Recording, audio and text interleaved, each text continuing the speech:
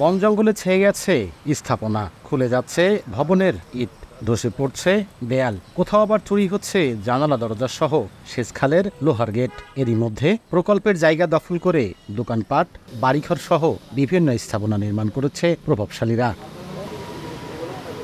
বছরের পর বছর এভাবেই বিলীন হচ্ছে ঝিনাইদহের গঙ্গা কপোতাক্ষ সেচ প্রকল্পের শত শত বিঘা জমি ও স্থাপনা। এজন্য কর্তৃপক্ষের দায়িত্বহীনতা ও উদাসীনতাকেই দুষছেন স্থানীয়রা। তারা জানান, জায়গা ও স্থাপনাগুলো দখলমুক্ত করে ভবনগুলো সংস্কার করলে লাভবান হবে সরকারও। প্রভাবশালী মাতব্বর যারা, তারা তার ইচ্ছা মতো যারে মন বলে তারে মানে নামমাত্র ভাড়ায় দিয়ে চলছে।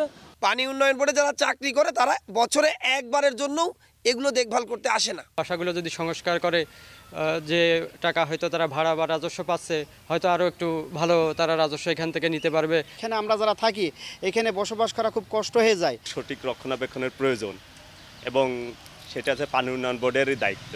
জনবল সংকটের দোহাই দিয়ে পানি উন্নয়ন বোর্ড বরাবরের মতোই জানালেন পরিকল্পনার কথা। জনবল সংকটের কারণে দীর্ঘদিনে এটা মনিটরিং করা সম্ভব হয়নি, তবে আমরা একটি ডিপিপি প্রণয়ন করেছি। সেখানে চাষি ক্লাব সহ যে অবৈধ স্থাপনাগুলো আছে সেগুলা উচ্ছেদ করে আবার জিকেকে পূর্বের অবস্থায় ফিরে নেওয়ার জন্য একটা পরিকল্পনা রয়েছে। ঝিনাইদহ পানি উন্নয়ন বোর্ডের তথ্য মতে জিকে সেচ প্রকল্পে প্রায় 300 থেকে 350 বিঘা জমি বেদখল ও পরিত্যক্ত।